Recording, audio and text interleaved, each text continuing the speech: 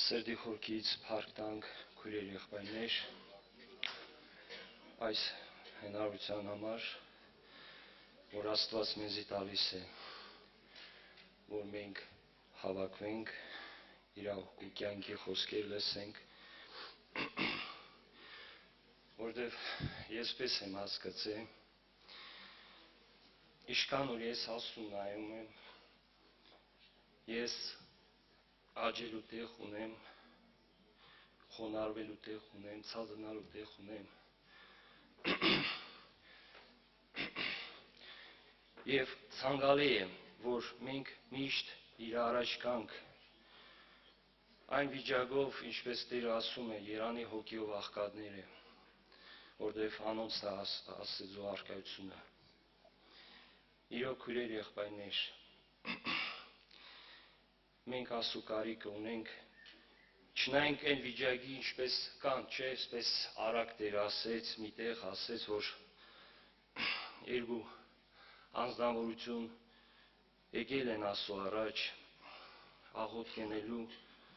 մեկը մաքսավոր էր, մյուսը մենք գիտենք փարիսեցի,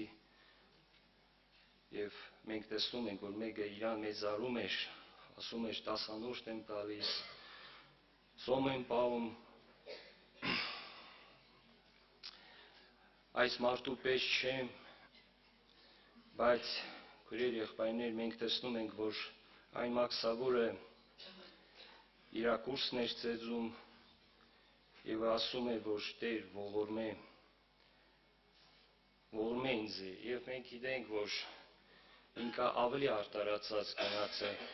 քույրեր եղբայրներ, թող Տերը իրոք փառավորվի, թող Տերը իրոք մեծարվի, Տերը եկավ կորսվածների համար, ինչպես միտեղ ինքը ասեց, վասնզի որդին մարդու չեկավ մարդկանց հոգիները կորսնցնելու, այլ փրկելու։ Իհարկե մենք քույրեր եղբայրներ վիճակը կառնա ուրիշ բան մեզ ասե այսօր եւ հակառակորդն մենք գիտենք քնած չէ քույրեր եղբայրներ, բայց գիտեցեք, որ Աստված առաջերտում եկավ մեղավորի համար եկավ, իհարկե ոչ թե նրա համար, որ մեղավորը շարունակե, մեղավոր կյանք ապրե, քույրեր եղբայրներ, ինչպես իմ կյանքից մեջ մի անգամ սպես ես հաճախակի կիսվել եմ, երբ որ նոր քայլեր էի անում, ես պատերազմի մեջ էի եւ անընդհատ երբ որ հենգնում էի, եղել է այսպես վիճակ, որ ասել եմ էլ չեմ էշտա, էլ չեմ խոստովանվի, ինչի պետք է անընդհատ էշտամ խոստովանվիմ, եթե նույն բանը պետք է անեմ, նույն բանը պետք է գործեմ, բայց գիտեք ինչ, ես մի ուրիշ բան լսի մեջս, մի ուրիշ, այսպես մի խորհուրդ մխիթարական,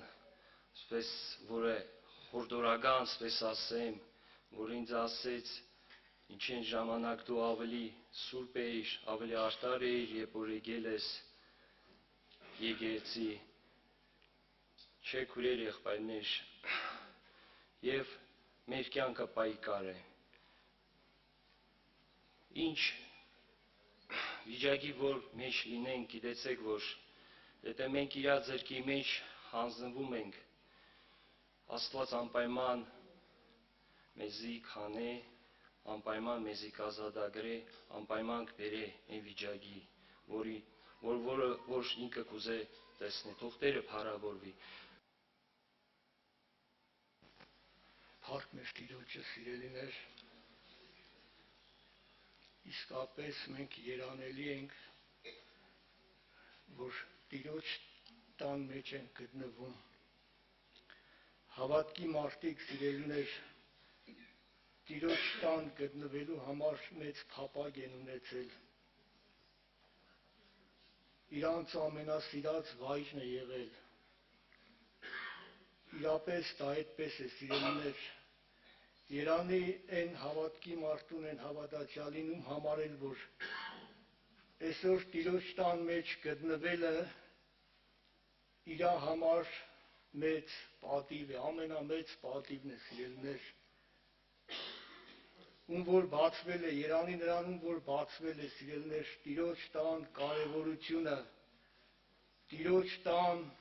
ամենակարևորությունը, որ դա ամեն բանից առավել է, ոչ մի բանի հետ չի համեմատվի, սիրելիներ։ Տիրոջ տան մեջ է, որ մեր ինչ որ ավել բաներ կա, Տիրոջ կրակով այրվում է։ Տիրոջ տան մեջ է, սիրելիներ, որ ինչ որ պակաս բաներ կա մեր մեջ, Տերը լրացնում է։ Դավիթը ասում է, իմ անձս կուրախանա շատ ավար գտնողի պես։ Եվ ասում է, ինձ ուրախություն տվեց իր անոն ցորենին ու գինին արադության ժամանակին ավելի։ Դա ինչի մասին է ասում Դավիթը, սիրելիներ, դա Տիրոջ ներկայության մեջ գտնվելու հետևանքն է ինքը պատմում, որ Աստված, սիրելիներ, ամեն պակասը լցնում է։ Երբ որ մենք կարդում ենք 42 Սաղմոսը, որ մենք շատ անգամ կարդացել ենք, սիրելիներ, բայց այսօր ամեն մեկից թող այս հարցը անհանգստացնի, արդյոք մենք ունենք Սաղմոս 2-ի կարգավիճակ, արդյոք մեր մեջ նման հավատք կա ձևակերպված այսօր, ինչպես եղջերուն ջուրի վտակներուն կփապագի, այնպես ալ իմ անձս քեզի կփապագի, ով Աստված, հոգիս ծարավի Աստծոյ, կենտանի Աստծոյն, երբ պիտի գամ ու երևնամ Աստծոյ առջև։ Այս խոսքերը, որ միշտ կարդում եմ, սիրելիներ, Սաղմոս 2-ի իրավիճակի մեջ կարծես թե մտնում եմ, մտածելով, որ միգուցե իրան խանգարող բաներ կար, ինչ որ հանգամանքներ կար, ինչ որ միտեղ էր գտնվում, որ Աստծո տնից հեռու էր, դրա համար հարց էր տալիս, երբ պիտի գամ ու երևնամ Աստծոյ առջև։ Փապագ ուներ իր մեջ, սիրելիներ, փապագում էր Տիրոջ ներկայությանը։ Այո, սիրելիներ, սրանք, ում մեջ որ փապագ կա, նրանք են Աստծո մարդիկ, նրանք են հավատքի մարդիկ, ովքեր որ ճաշակում են Տիրոջը, սիրելիներ, ում համար որ Տիրոջ ներկայությունը ամեն բանից առավել է, սրանք են հավատքի մարդիկ։ Օրինակ հետաքրքիր է, չէ, Դավիթը տեղ կա ասում է, Տեր ինչու կծածկվիս, փնտրում էր Տիրոջ ներկայությունը, փապագում էր Տիրոջը, սիրելիներ, բայց փնտրում էր Տիրոջը, բայց մի պարագայր կար իր կյանքի մեջ, որ Տերը կարծես թե ծածկվում էր, եւ դա Տիրոջ ձեռագիրն է, սիրելիներ, ոչ թե Տերը չի սիրում, դրա համար է ծածկվում, այլ Դավիթը փնտրում էր, իր մեջ այդ փնտրտուկը կար, իր մեջ այդ փնտրելը կար Տիրոջը, փապագում էր Տիրոջ տան մեջ գտնվել։ Այսօր մենք էլ, սիրելիներ, մեզի համար մեծ շնորհ է, մեծ պատիվ է Աստծո տան մեջ գտնվելը։ Երանի նրան, ով որ կասի, որ այո, Տեր, փառք քեզի, Հիսուս ջան, փառք քեզի, նախ որ դու ինձ արժանացրել ես այսօր քո տան մեջ գտնվելու, որովհետև ամենաօրհնյալ վայրը ստեղ է, այս մոլորակի վրա, ամենաջերմ վայրը ստեղ է, սիրելիներ, Տիրոջ ներկայության մեջ է։ Հետաքրքիր է, որ այդպես Դավիթը փնտրում էր Տիրոջը, սիրելիներ, իր փապագը Տիրոջը փնտրելն էր։ Երբ որ կարդում ենք Դավիթի կյանքը, մանավանդ այս օրերի մեջ ես այդ տեղերն եմ կարդում, Դավիթը մի հատ կարգավիճակ ուներ Իսրայելի մեջ, որ ամենաբարձրացած անձնավորությունն էր, ամենազորավոր անձնավորությունն էր, ամենայդպես կարծես փառքերի արժանի անձնավորությունն էր մարդկային փառքերի, բայց սիրելիներ ինքը չգնաց իր թագավորության հետևից։ Հետաքրքիր է, որ իրան խոստում էր եղել, որ ինքը պիտի թագավոր լիներ, չէ՞, բայց ինքը դրանով չէր էլ ուրախանում։ Դա իր համար հիմք չէր, սիրելիներ, դա իր կյանքում ոչ մի բան չէր փոխվում։ Իր մեջ մի փապակ կար, փնտրել Տիրոջը, եւ ինքը չգնաց իր փառքի հետևից, իր թագավորության հետևից։ Իր փնտրտուկը Տերն էր, սիրելիներ, իր փնտրտուկը Տիրոջ ներկայությունն էր, որ Տիրոջը ինքը վայելեր։ Օրինակ Հոբի կյանքում էր լրիվ հակառակն էր, չկար հաջողություն, կար տառապանք, սուգ, զավակներին կորցրել էր, ունեցվածքը կորցրել էր, բայց Հոբն էլ, սիրելիներ, քանի որ հավատքի մարդ էր, ինքը չգնաց զավակների հետևից, շատ ծանր է, սիրելներ, սուկի մարդ լինելը, զավակ կորցնելը, բայց ինքը չգնաց զավակների հետևից, ինքը նորից Տիրոջն էր փնտրում։ Հիշում ենք այնտեղը, որ Հոբ ասում է, հյուսիս գնում եմ, չկաս, Տեր, հարավ չկաս, արևելք, արևմուտք չկաս, նորից այդ փնտրտուքի մեջ էր, փնտրում էր Տիրոջ ներկայությունը, սիրելներ, փնտրում էր Տիրոջ մեջ գտնվելը։ Եթե մենք ուշադիր եղանք, մեր եղբայրը խոսում էր, չէ, իր վիճակների մասին, իր տկարության մասին, բայց վերջում եկավ այն համոզման, որ մենք չենք նայում մեր տկարություններին, մեր վիճակին, սիրելներ, մի ելք կա, որ գանք գտնվենք Տիրոջ մեջ, Տիրոջ հետ ապրենք, սիրելներ, Տիրոջ հետ քայլենք, օրինակ, երբ որ տկարության մեջ կլինենք, երբ որ թեկուզ այն ամենածանր վիճակի մեջ կլինենք, սիրելներ, Տիրոջ խոսքում գրված է, Տիրոջը ճամփան արտարի զորությունն է, այդ տկարության մեջ ես պիտի հասկանամ, որ իմ ուժով չէ, իմ զորությունով չէ, մի ելք կա, որ ես կամ Տիրոջ մեջ գտնվի, Տիրոջ ճանապարհների մեջ կարողանամ հաստատվել, սիրելներ, փնտրեմ Տիրոջ երեսը, որովհետև, սիրելներ, Տիրոջ ներկայությունը ամեն բանից առավել է, ինչ հարցի լուծում որ կա, Տիրոջ ներկայության մեջ է, Տիրոջ հետ քայլելու մեջ է, օրինակ ինչով են տարբերվում հավատքի մարդիկ եւ մովսեսական օրենքով ապրող մարդիկ։ Մովսեսական օրենքով ապրող մարդը մտածում է, իր մեջ մի հատ որոշում կա, ճիշտ ապրի։ Ինչ անում է, ուզում է, որ ճիշտ ապրի,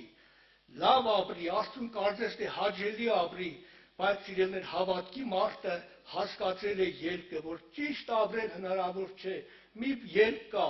որ մարդը միայն կարող է ճշմարտության հետ ուղղակի ապրել, ճշմարտության հետ քայլել, ուրիշ ելք չկա, սիրելներ։ Եթե մենք որոշել ենք ճիշտ ապրելու, մենք կձախողվենք, 1000 տարի էլ ապրենք երկրի վրա, մենք չենք կարող ճիշտ ապրել, ելքը մեկն է, գանք հանձնվենք Տիրոջը եւ ճշմարտության հետ ապրենք, սիրելներ։ Թող Աստված մեզ ողորմություն անի, որ այսօր այդ ժամանակներն է, որ այսօր աշխարհի մեջ շատ կայտակղություններ կա, սիրելներ, հակառակորդը շատ որոգայթներ է պատրաստել մարդու համար, մարդուն կորուստի տանելու համար, ելքը մեկն է, որ մենք գանք հանձնվենք Տիրոջը, ինչպես որ գրված է, չէ, Պողոս առաքյալը ասում է, ինչպես Նոյի օրերը կուտեին, կխմեին, ներկան կտրվեին, չէ, եւ այդպես հանգարցակի եկավ կորուստը, այսօր էլ սիրելներ, Պողոս առաքյալը մեզի կոչ է անում Տիրոջ մեջ գտնվելու համար։ Հիշում ենք Տեր Հիսուսը, երբ որ մի հատ արագի մասին խոսեց, մի հատ պատմություն պատմեց, երբ որ որպեվայրի կինը անընդմեջ գնում էր դատավորի տուն, որպեսզի իր իրավունքը պաշտպանվեր։ Հետաքրքիր է, չէ՞, ասենք, որպեվայրի կին, ծեր կին, իր ժամանակը լրիվ տվել էր, որպեսզի իր իրավունքը պաշտպանվեր, անդադար գնում էր դատավորի տունը։ Եվ այդ օրինակը բերելուց հետո Տեր Հիսուսը ինչ ասեց։ Ասեց, երբ որդի մարդուն գա, արդյոք երկրի վրա հավատ կգտնի։ Սրանք սիրելներ ճշմարիտ իսկապես այս օրերի համար բնորոշ խոսքեր են, բայց ով Աստված մեզ ողորմություն անի, որ իմ մեջ այդ որոշումը լինի, որ երբ որ այո, որդին մարդու գա, իմ մեջ տեսնի կենտանի հավատ։ Տերը չասեց, սիրելներ, երբ որ որդին մարդու գա երկրի վրա, հավատացյալներ կգտնի,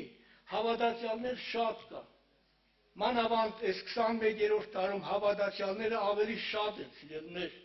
Առաջի դարում հավատքի մարդիկ էին շատ, հավատացյալներն էին քիչ, բայց հիմա սիրելներ, հավատացյալները շատ են, հավատքի մարդիկ քիչ են։ Դրա համար ինչ նկատի ուներ մեր Տերը, որ ասեց, երբ որդի մարդու գա երկրի վրա հավատ կգտնի, դա հասկանալու համար մենք պիտի նայենք որպեվայրու այդ օրինակը, որ գնում էր դատավորի դուռը, այսինքն միշտ փնտրելու վիճակն էր, միշտ փնտրում էր, անդադար փնտրում էր, ցավի մեջ, նեղության մեջ ինքը անդադար փնտրում էր։ Սա նկատի ունի, սիրելներ, մեր Տերը այսօրվա համար, որ երբ որ Տեր Հիսուսը գա, կգտնվեն հոգիներ, կգտնվեն հավատքի մարդիկ, որ անդադար Տիրոջ երեսը կփնտրեն։ Սաղմոս 2-ն ասում է, որ չափ կսիրեմ քո օրենքը, այն է ամեն օր իմ մտածությունը, այսինքն այդտեղ էլ ժամանակի սահմանափակում չկա, գիշեր եւ ցերեկ, այս հավատքի եղբայրը արտանում էր Հիսուսով, քնում էր Հիսուսով, ամեն բան Տիրոջ մեջ էր, սիրելիներ։ Դա նկատի ունի մեր Տերը, որ կգտնվեն այսօր հոգիներ, որ անդադար Տիրոջ երեսը կփնտրեն, առանց դատարի գործի տեղն են, որտեղ են, միշտ Տիրոջ երեսը կփնտրեն։ Այն տեղը, որ ասեց, չէ, Հիսուսը ասեց, երկու հոգի արդի մեջ պիտի գտնվեն, մեկը պիտի վերցվի, մյուսը պիտի մնա։ Երկուսն էլ հավատացյալ էին, մեկը սիրելիներ արդի մեջ էր, իր սիրտն էր արդի մեջ, բայց այն մեկը թեև արդի մեջ էր, բայց իր էությամբ կատարվել էր Տիրոջ առաջի պատվիրանը, մտքով, հոգիով ամբողջ էությամբ Տիրոջն էր պաշտում։ Ինքը Տիրոջ մեջ էր, սիրելիներ, որտեղ էլ որ գտնվեր, ինքը Տիրոջ մեջ էր։ Հիմա հարց է առաջանում, էլ ինչի համար է պետք, որ մենք Տիրոջ մեջ գտնվենք, ինչի համար է պետք, որ Տիրոջ ներկայության մեջ գտնվենք, մեզի պիտի բացվի այդ անհրաժեշտությունը, գիտեք, երբ որ խորը մեզի բացվի, թե ինչքան կարևոր է Տիրոջ մեջ գտնվելը, մենք կփափագենք, բայց երբ որ չի բացվում, սիրելիներ, էլ մեր մարդու մեջ փափակ չի առաջանում, մեզի պիտի բացվի, որ Տիրոջ մեջ գտնվելու, Տիրոջ մեջ քայլելու մեջ է մեր զորությունն ու կարողությունը, Տիրոջի այդ զորությունն ու կարողությունը Տիրոջից մեր մեջ գալիս։ Դա այդպես է, սիրելիներ, որովհետև առանց Տիրոջ մենք բանի մը կարող չենք։ Դավիթը այդպես էր ասում. Տեր, առանց քեզ ես բանի մը կարող չեմ։ Եվ Տիրոջ հետ անցկացրած այդ ժամանակը, սիրելիներ, ունայն չի լինում, գիտեք։ Ուղղակի ինչպես որ գրված է, երկրագործը համբերատար սպասում է մինչև պտուղը ստանա, այդպես էլ հավատացյալը, երբ որ Տիրոջ հետ քայլում է, երբ որ Տիրոջ հետ ապրում է, սիրելիներ, հանկարծ ինքը հայտնաբերում է, որ Տիրոջ հետ քայլելը պարապ չի եղել։ Փորձության ժամանակ տեսնում է, որ ինքը կարողացավ Տիրոջով այդ փորձությունը անցնել։ Նեղության ժամանակ, դժվարության ժամանակ, ինչու՞ չէ, նաև հաջողության ժամանակ ինքը հաստատում մնաց։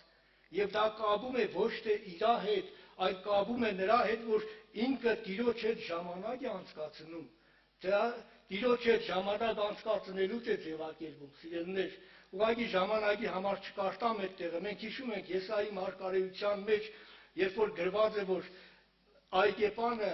Պարարտ լեռնածայրին այգի հիմնեց, չէ, խիստ պտղաբեր է, գրված է խիստ պտղաբեր այգի էր, քարերը հեռացրեց, ցանկապատեց եւ ընտիր որդատուններ տնկեց, բայց այդ որդատունգը խաղող չտվեց, այլ ազող տվեց։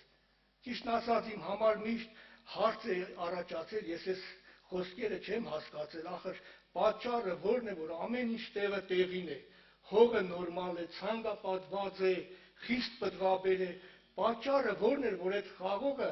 ազող տվեց, այսինքն ազողը դա նույն խաղողն է, ուղղակի չհասունացած խաղողն է, այն խաղողն է, որ խագ է մնում, որ ուտելու ենթակա չէ։ Հետո նոր հասկացա, որ երբ որ խաղողագործները մշակում են, չէ, խաղողը, տերևները հեռացնում են խաղողից, որ արևի լույսը ընկնի վրան։ Եվ ինչքան արևը ծագում է խաղողի վրա, սիրելիներ, ըստ այդ արևի ներկայության ձևակերպում է խաղողը, թե համը,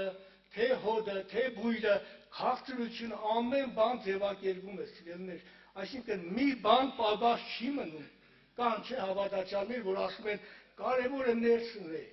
դուրսը այդքան էլ կարևոր չէ։ Սա, սիրելիներ, մարդկային խորհուրդ է։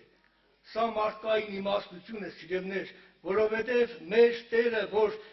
ինչ որ անում է, 100% է անում, վայելուչ է անում, կատարյալ է անում, երբ որ հավատքի մարդը Աստծո ներկայության մեջ է, դուրսն էլ է ճիշտ ձևակերպում, ներսն էլ է ճիշտ ձևակերպում,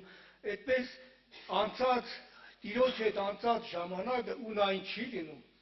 Ու ցանկացած բույս, սիրելիներ, ցանկացած օրինակ միրգ, պտուղ գյուղատնտեսության մեջ կա այդպես, ասենք խաղողի համար, որպեսզի խաղողը նորմալ խաղող լինի, կայացած խաղող լինի, այդքան ժամ արևի էներգիա ինքը պիտի տեսնի։ Նույնը, սիրելիներ, մեր համար, այն հավատացյալը, ում հետ, ով որ Տիրոջ հետ ինչքան ժամանակ անցկացրել է, դա է մեր չափը, գիտեք, իսկապես դա է մեր չափը։ Քանի ժամ ենք անցկացրել, քանի գիշերներ ենք անցկացրել, քանի տարիներ ենք անցկացրել Տիրոջ հետ իհարկե, դա է մեր չափը, ուրիշ չափ չկա։ Մարդիկ համալսարաններ են սովորում, աստվածաբանական դպրոցները ավարտում են, բայց հավատքի մարդ չի ձևակերպում, որովհետև Տիրոջ ներկայությունը չկա, սիրելիներ։ Տիրոջ հետ անցկացրած այդ ժամանակը չկա, ինչպես գրված է Ենովկի համար, Ենովկը 300 տարի Աստծո հետ քայլեց։ Այդ 300 տարին, սիրելիներ, անարդյունք չեղան։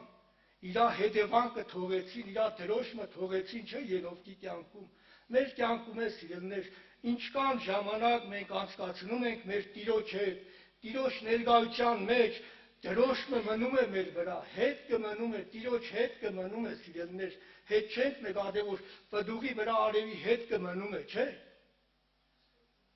Մեր վրա էլ, սիրելիներ, ինչքան մենք Տիրոջ հետ ժամանակ ենք անցկացնում, Տիրոջ հետքն է մեր վրա մնում։ Դա է մեր հոգևոր չափը։ Դրանով մենք կարող ենք պարզենալ միայն մի բանով, որ Տիրոջ հետ ապրենք, սիրելիներ, Տիրոջ հետ քայլենք, Տիրոջ առաջ խոնարհվենք, Տիրոջ առաջ ցածրանանք, սիրելիներ, որովհետեւ Աստված այցել է, Տերը ողորմ է, եւ ինքը, սիրելիներ, երկնքի, երկրի ճարտարապետը լինելով, ես հրավիրեմ իմ կյանք եւ ասեմ, որ Հիսուս ջան, դու ես երկինքն ու երկիրը, որը ստեղծել ես, իմ ճարտարապետը դու ես, Տեր ջան, ինձ ձևակերպող Աստվածը դու ես, Հիսուս ջան, հանձնվում եմ քեզ, բոլոր իմ ընթացքները բերում եմ քո ձեռքերի մեջ։ Դավիթը ասում էր, Տեր, բոլոր իմ ժամանակներս քեզ եմ հանձնում, ինձ կառավարե, առաջնորդե։ Կանք Տիրոջ առաջ, սիրելիներ, մենք էլ Տիրոջ ողորմությունը խնդրենք, մեր ուխտը նորոգենք, այն ժամերը, այն օրերը, որ առանց Տիրոջ ներկայության ենք ապրել, զղջանք դրա համար, սիրելիներ, հանձնվենք Տիրոջ օրհնյալ ձեռքերի մեջ, ամեն։ Սրտանց նորից միաբան ասենք, փառք քեզ Տեր Աստված։ Եղբայրը, որ խոսում էր, ես մի խոսք հիշեցի, որ ասում է Հիսուսի հետ անցկացրած քո կյանքի թեկուզ մի վայրկյանը կարող է փոխհատուցել քո ամբողջ կյանքի տառապանքները, ամեն։ Եթե դու հանդիպել ես ու ճաշակել ես, թե ով է Քրիստոսը, դու ամեն բան մոռանում ես, քո առաջ բացվում է երկինքը, քո առաջ կանգնում է Քրիստոսը, խոցված, վիրավոր, բայց դու իրա վերքերով բժշկվում ես, ազատագրվում ես եւ մեկանում ես իրա հետ, զուլվում ես իրա հետ։ Սա է Քրիստոս կյանքը, սիրելիներ։ Եվ ինչպես սկզբից քույրիկները երգեցին, այո, մենք Քրիստոսի արյան արժանիքով այսօր մտել ենք Աստծո սրբարանը, ամեն։ Սրբության սրբոցը բացվել է մեր առաջ, մտել ենք Աստծո սրբության սրբոցը եւ հաղորդենք Քրիստոս կյանքին, Քրիստոս ճշմարտությանը, Քրիստոս հացն ենք ուտում, Քրիստոս կյանքի ջուրն ենք խմում, ով որ այս հացից ուտի, Հիսուս ասեց, հավիտյան պիտի ապրի։ Ես հարությունն ու կյանքն եմ, Հովանու 11:25-ում ասեց Հիսուսը, ես եմ հարությունն ու կյանքը, նա որ կենդանի է եւ ինձ կհավատա, նա հավիտենական կյանք կունենա,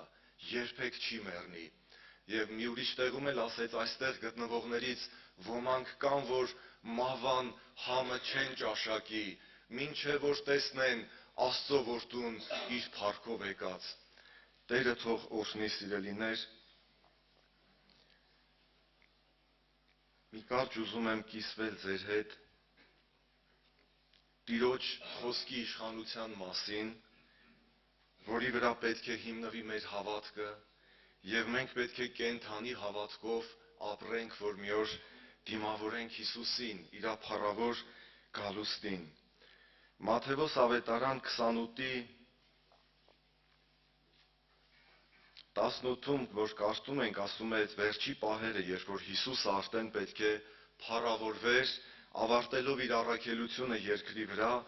եւ գնար հոր մոտ։ Հիսուս մոտենալով խոսեցավ անոնց ու սավ. ամեն իշխանություն ինձի տրվեցավ երկնքի ու երկրի մեջ։ Ուրեմն գացեք բոլոր ազգերը, աշակերտեցեք, մկրտեցեք զանոնք հանուն Հոր եւ Որդվո եւ Հոգվույն Սրբո, սորվեցուցեք անոնց այն բոլոր բաները պահեն, ինչ որ ես ձեզի պատվիրեցի,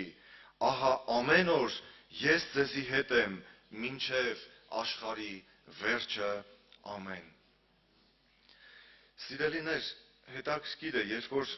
մարդուն տրվում է որևէ իշխանություն, նա ինչպես է օգտագործում այդ իշխանությունը։ Մարդկային բնույթը ինչպիսին է, նա ուզում է բարձրանա, չէ՞։ Նա ուզում է ավելի շատ մարդկանց վրա իշխի։ Նա ուզում է, որ բոլորը խոնարհվեն իր առաջ։ Բայց ինչպես մեր Տեր Հիսուս Քրիստոսը այդ իշխանությունը հորից առած օգտագործեց եւ ինչպես ինքը հասավ այդ իշխանությանը։ Մենք սա վերջում կարդացինք, բայց մի քիչ առաջ պիտի գանք, որպեսզի տեսնենք մեր Տեր Հիսուսը ինչպես կարողացավ շահել մարդկանց սրտերը, մարդկանց հոգիները եւ բերել այդ կյանքի, ճշմարտության եւ Աստծո խոսքի իշխանության մեջ, որովհետեւ Եսայի մարգարեության 9:7-ում էլ ասում է, որ նրա մեծնալուն եւ նրա իշխանությանը սահման չկա։ Հովանու ավետարանի մեջ մենք ամեն հաղորդության պաշտամունքին, չէ, կարդում ենք այս համարները 13-րդ գլխում 3-րդ խոսքից ասում է. Հիսուս գիտնալով, թե Հայրը ամեն բան իր ձեռքը տվավ, եւ թե ինք Աստուծմե ելավ ու Աստծո քով պիտի երթա, ընթրիքեն ելավ ու հանդերձները մեկդի դրավ ու ղենջակ մառնելով մեջ կփաթեց, ետքը կոնքի մեջ ջուր լեցուց ու սկսավ աշակերտներուն ոտքերը լալ եւ իր փաթված ղենջակովը սրբել։ Հիսուսը, երբ որ իմացավ, որ Հայրը ամեն բան իր ձեռքն է տվել, ամեն իշխանություն իրան է պատկանում, նա ինչպես վարվեց, սկսեց հրամայելով խոսել, սկսեց հանձնարարականներ տալ, սկսեց մարդկանց հանդիմանել, թե խոնարհվեց ու սկսեց աշակերտների ոտքերը լվալ։ Եթե դու էլ ուզում ես մտնել Քրիստոսի իշխանության մեջ, որ դու էլ մասնակից լինես Քրիստոսի երկնային խնջույքին, դու էլ պիտի ընտրես այս ճանապարհը, սիրելի քրիստոնյա, ինչպես Հիսուսը խոնարհվեց եւ անգամ իր մատնող Հուդայի ոտքերը լվաց։ Ահա սա է Աստծո իշխանությունը։ Ճշմարիտ քրիստոնեությունը ժամանակակից քրիստոնեությունից ինչով է տարբերվում։ Ժամանակակից քրիստոնեությունը արտաքին փայլը ունի, շքեղությունը ունի, իշխանական այդ հիերարխիան ունի, չէ, վերևից ներքև այդպես ամեն մեկը գիտի իր պաշտոնը, դիրքը, իր բարձրությունից է խոսում մարդկանց հետ, բայց Քրիստոսը այդ բարձրությունից իջավ, խոնարհվեց, ցածրացավ, ծառայի կերպարանք առավ, դրա համար Աստված նրան խիստ բարձրացրեց եւ նրան մի անուն տվավ, որ ամեն անունից վեր է, եւ նրան պիտի խոնարհվեն երկնավորները, երկրավորները եւ սանդարամետականները, եւ ամեն լեզու պիտի դավանի, որ Հիսուս Քրիստոսը Տեր է Հոր Աստծո փառքի համար, ամեն։ Մտնենք Տիրոջ իշխանության տակ։ Եթե դու պատրաստ ես, սիրելի հոգի, անձը դար համարել, շահդ վնաս համարել, ինչպես մեր Տեր Հիսուսը արեց, իջնես, ցածրանաս, խոնարհվես, դու էլ ծառայի կերպարանք առնես, Տերը քեզ կբարձրացնի։ Առաջի Պետրոս 5:6-ում ասում է. ուրեմն խոնարհվեք Աստծո հզոր ձեռքի տակ, որ ձեզ ժամանակին բարձրացնի։ Գործք առաքելոցի մեջ մենք կարդում ենք 16-րդ գլխում, կներեք Գործք առաքելոց առաջի գլխից,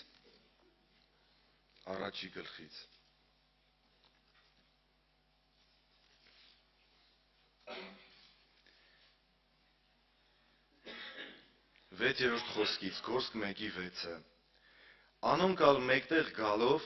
աշակերտները, չէ, եկան Հիսուսին, երբ որ Հիսուսը պիտի համբարձվեր, կհարցնեին իրեն ու կսեին. Տեր, Իսրայելի թագավորությունը այս ժամանակին նորեն պիտի հաստատես։ Ըսավ անոնց. ձեզ չի վերաբերիր ժամերը եւ ժամանակները գիտնալը, որ Հայրը իր իշխանության մեջ դրավ, բայց Սուրբ Հոգին ձեր վրա եկած ատենը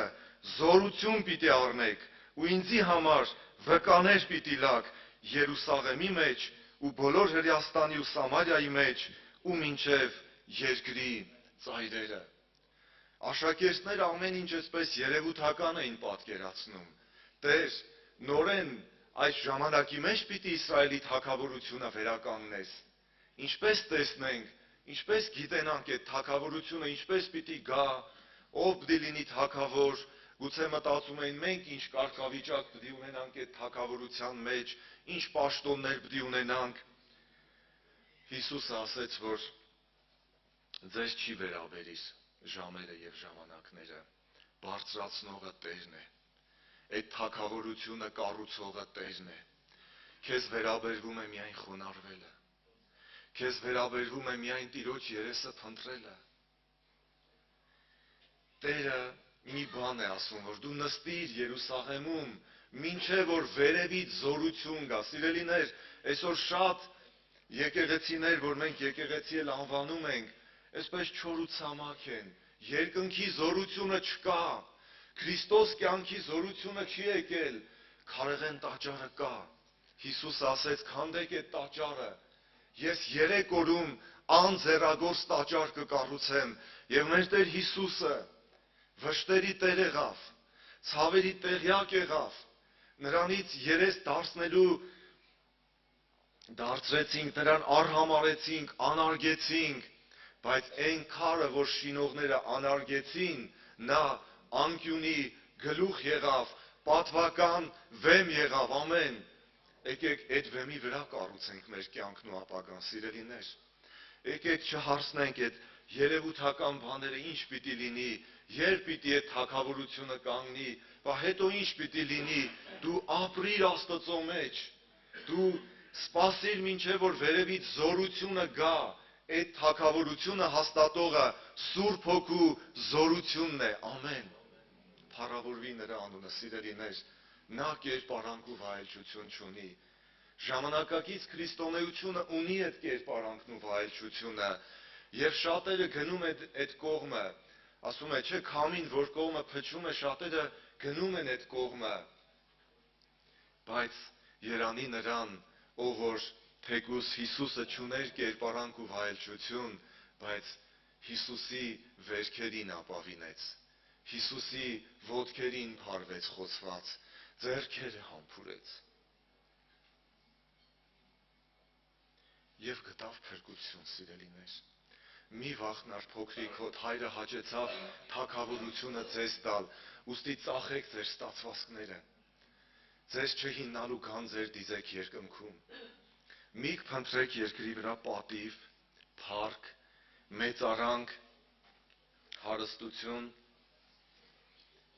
մինչև դու չզիջես, չխոնարհվես, Տերը չի բարձրանա քո կյանքում, չի առաջանա, մինչև դու չցածրանաս, Տերը չի բարձրանա քո կյանքում։ Հիսուսը ինչպես կարողացավ շահել աշակերտներին, խոնարհվեց անգամ Հուդայի ոտքերը լվաց, այդ աստիճան ցածրացավ։ Երբեմն մենք որ մի հատ վիշտ է, դժվարություն է, դառնություն է ճաշակում ենք, մենք երբեմն լինում է, որ չենք կարողանում տանել այդ ամեն բաները, նեղվում ենք, չարանում ենք, տրտնջում ենք, դառնում ենք մի տեսակ բողոքավոր, պահանջատեր, որ դա ընդամենը իմ դժվարությունն է, իմն է դա, բայց Հիսուսը եւ իրա համար կրեց այդ տառապանքները, եւ ամբողջ աշխարհի մեղքն ու տառապանքը իմ եւ քո վերցրեց իրա վրա եւ անտրտունջ մինչեւ վերջ գնաց խաչի ճանապարհը։ Դրա համար Աստված նրան խիստ բարձրացրեց եւ նրա մեծնալուն եւ նրա իշխանությանը սահման չկա։ Հիմա դու տեսնում ես որն է կենթանի եկեղեցին, որն է ճշմարիտ եկեղեցին։ Ներոն կայսրը հալածեց Քրիստոսի եկեղեցին։ Հիշում եք այդ դրվագները, չէ՞, Յոերտասի մեջ, բայց վերջում Յոերտասի վերջի տողերն է ասում է եւ անցավ Ներոնը, եւ անցավ ամբողջ մի դարաշրջան, բայց այսօր Սուրբ Պետրոսի տաճարը Վատիկանի այդ բարձունքի վրա կանգուն մնում է։ Դա քրիստոնեության հաղթանակն է խորհրդանշում։ Դա ճշմարիտ քրիստոնեության հաղթանակն է խորհրդանշում, որ քրիստոնյաները գազազած շների առյուծների երախն էին լցվում, բայց ինչպես ուրախությունով, ցնցությունով վազում էին եւ ընթառաջ էին գնում, ապշելու բան է, սիրելիներ, դու ուրախությամբ ընթառաջ ես գնում քո մահվանը։ Ահա սա է կենթանի եկեղեցին, որ կերպարանքը չունի, վայելչությունը չունի, որ մենք նրան անարգված համարեցին Քրիստոսին, բայց նույն Քրիստոսի վերքերով մենք բժշկվեցինք։ Ուզում եմ վերջին համարը Հայտնության գրքից կարդանք, Հայտնության 7-րդ գլուխ 13-րդ խոսքից, ու երեցներեն մեկը ինձ իսավ. ասոնք, որ ճերմակ հանդերձներ հագած են, ով են եւ ուր կուգան։ Ես ալսի անոր Տեր իմ, դու գիտես։ Ըսավ ինձի, ասոնք են մեծ նեղություն եկողները, որոնք իրենց հանդերձները լվացին ու զանոնք գառնուկի արյունովը ճերմկցուցին, անոր համար Աստծո աթոռին առջև են եւ իրեն կծառայեն ցորեկ ու գիշեր իր տաճարի մեջ եւ աթոռի վրա նստողը իր վրանը պիտի տարածե անոնց վրա, այսուհետև ոչ պիտի անոթենան եւ ոչ ծարավին, ոչ ալ արևը կամ տաքություն անոնց վրա պիտի ընկնի, վասնզի գառնուկը, որ աթոռին մեջ է, պիտի խովվե զանոնք ու դեպի կենթանի ջուրերու աղբյուրները պիտի առաջնորդե զանոնք եւ Աստված բոլոր արցունքները պիտի սրբե անոնց աչքերեն։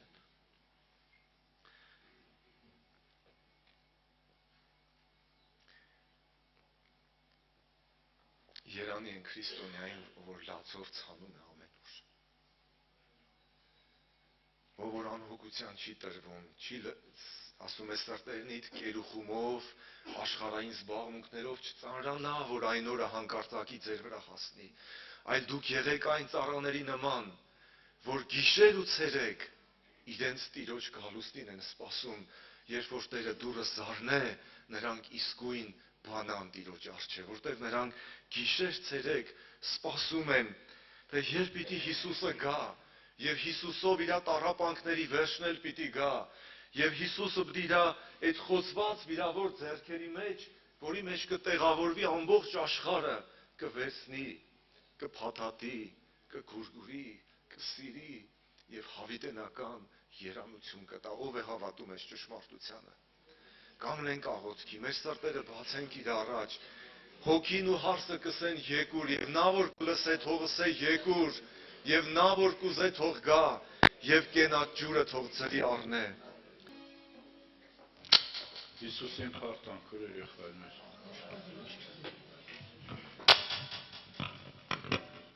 Շնորհակալ ենք Աստծուց, որ Աստված այս գիշերն էլ մեզի կյանք տվեց։ Ոմանք միգուցե գիշերը քնեցին, բայց քնած մնացին, քույր եղբայրներ։ Արևը իրանց վրա չծագեց, բայց մենք Աստծուն անդադար փառք պիտի տանք նրա համար, որ մենք կանք, ապրում, շնչում ենք, սա Աստծո մեջ շնորհքն ու փառքն է։ Մեզանից ոչ մի բան չկա։ Մենք Տիրոջ անպիտան ծառաներն ենք, Աստված մեզի կանչել է միայն մեկ բանի համար, որովհետեւ մենք խոնարհվենք Աստծո առաջ, խոնարհվենք իր խոսքի առաջ, որովհետեւ ժամանակի ընթացքում Տերը մեզի վեր բարձրացնե ու արժանացնե հավիտենական կյանքի, օրհնյալ է Հիսուսի անունը։ Դուք երանելի ժողովուրդ եք, քույր եղբայրներ, որտեղ ամեն բան թողել եք Տիրոջ տուն, գալու նպատակը հանդիպել Հիսուսին, մեգանալ Քրիստոսի հետ, առնել այն ամենը, ինչ որ Աստված Սուրբ Հոգու միջոցով պատրաստել է, որպեսզի այդ ամեն խոսքերը իմ եւ քո համար հասանելի լինի։ Տերը փառավորվի մեր կյանքի օրերի մեջ։ Մենք դադարդ ենք այդ Տիրոջ ներկայության մեջ, Աստծո Սուրբ Հոգին պատրաստ է լեցնելու ամեն մեկից քո եղբայրներ։ Դրա համար մեր բերանը լայն բացենք եւ Աստված պատրաստ է լեցնելու այն ամենը, ինչի կարիք որ ես եւ դու ունենք։ Փառավորվի Հիսուսի անունը։ Հիսուսին փառթվեք քո եղբայրներ։ Տերը այս վայրում ներկա է։ Աստված կուզե որ քո եղբայրներ ոչ մեկը, ոչ մի ազնվորություն այս վայրից ձեռնային չդառնա տուն։ Աստված կուզե որ ամեն մեկս առնենք այն ամենը, ինչի կարիք, ինչի թերություն, ինչի տգարություն ես եւ դու ունենք։ Մենք ունենք ամեն մեկս Աստծո խոսքի կարիքը, փառք Հիսուսին։ Եվ այդ Աստծո խոսքն է, կենտանի հավատքն է, որ այսօր մեզի բերել է այս վայրը։ Փառք Տիրոջ անմանը։ Սուրբ գրքից մեկ քանի տեղ եմ ուզում հիշատակել բոլորիս համար, քո եղբայրներ, որ մենք անմնացորդ Հիսուսին նվիրվենք։ Ես ուզում եմ կարդամ բոլորիս համար Օրինաց գրքից երկրորդ օրինաց 10-րդ գլուխ 12 խոսք։ Երկրորդ օրինաց 10-12։ Ուրեմն ով Իսրայել, քո Տեր Աստվածը քեզ մե ինչ կպահանջի։ Միայն քո Տեր Աստծոց մե վախենալ։ Առաջի կետը։ Ով Աստծո ժողովուրդ, Աստված քեզնից ինչ կպահանջի։ Մենք մեզի հաստվել ենք մեր հավատքի կյանքի մեջ, Տեր, որ դու ինձ կանչել ես աշխարհից հավատքի, այսօր դու ինձից ինչ ես պահանջում։ Ամենակարևոր կետերից մեկը հենց առաջինը Աստծոց մե վախենալ քո եղբայրներ։ Հետաքրքիր հարց է առաջանում բոլորիս մեջ, ես այսօր Աստծուց վախ ունեմ, թե չէ։ Ես անձամբ այս հարցը շատ անգամ ես ինձի տվել եմ, Տեր, եթե ես Աստծո վախ ունեմ, քո վախ ունեմ իմ կյանքի օրերի մեջ, ես պիտի քայլեմ այնպես, ինչպես դու կուզես։ Ես պիտի ապրեմ երկրի այնպես, ինչպես դու կուզես, ոչ թե իմ ուզածով ապրեմ, իմ ուզածով քայլեմ, կամ իմ կամքը կատարեմ քավլիցի։ Ես պիտի կատարեմ Աստծո կամքը, Աստծո ուզածով պես պիտի ապրեմ եւ միշտ Աստծո վախը պիտի կրեմ։ Ամեն, փառք Տիրոջը։ Դրա համար Հեսուն ինչ սավ 4:24 Հեսուի սավ միշտ Աստծոց մե վախեցեք։ Քո եղբայրներ, հավատքի մարդը, եթե աշխարհը մերժել է, տարել է Քրիստոսին, միգուցե աշխարհային կյանքի մեջ շատ բաների հասցել ես, շատ բաներով զբաղվել ես եւ այլը, բայց Աստծուց երբեք վախ չես ունեցել, եթե տարել ես Քրիստոսին, առաջնահերթին ունենանք բոլորս միասին Աստծո վախը կրել։ Փառք Տիրոջը։ Քո եղբայրներ, եթե անձը Աստծո վախը կրեց, ուրեմն Տիրոջ տունը ուկա ահով եւ դողով։ Ամեն իր քայլափող գցե այնպես, ինչպես Տերը կուզե, փառք Հիսուսին։ Թող Աստված մեզի բոլորիս օգնական լինի, քո եղբայրներ ջան, որովհետև Աստված կուզե, որ ամեն մեկս լիովին անմնացորդ նվիրվենք Տեր Հիսուս Քրիստոսին, փառավորվի Հիսուսի անունը։ Եբրայեցիս 4-րդ գլխի մեջ մեկ համար է գրված, քո եղբայրներ, ես ուզում եմ կարդամ Եբրայեցիս 4-րդ գլուխ առաջի համարից։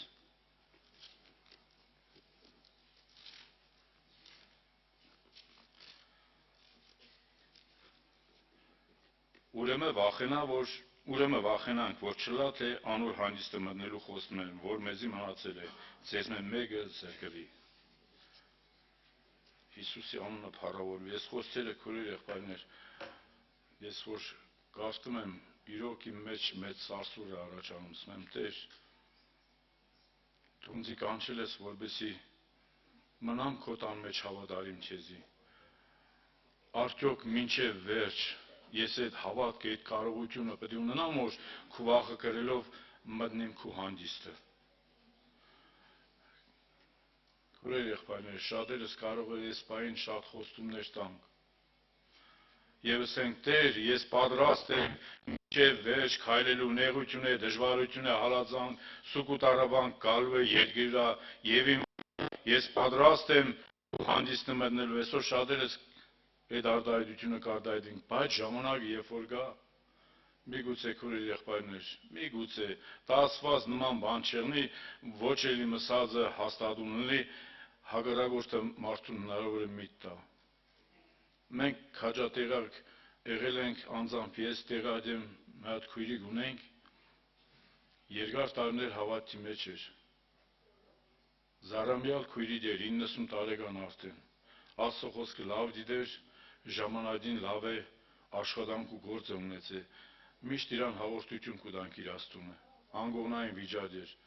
բայց վերջանկամ գնացինք իր Աստծուն հաղորդություն տալու, մի անգամից մերժեց։ Սա ոչնձի ձեր հաղորդությունն է պետք, ոչ է դուք եք պետք, ոչ է ասվածները, սա ոչ է ձեր ասվածը։